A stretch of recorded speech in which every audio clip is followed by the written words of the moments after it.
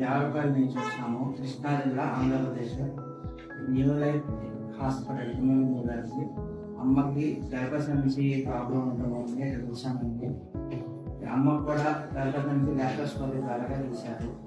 తీసి ఇక్కడ స్టాఫ్ కానీ మేడం గారు కానీ మంచి ఫ్రెండ్లీగా మంచి రెస్పాన్సిబుల్గా ఉన్నారు.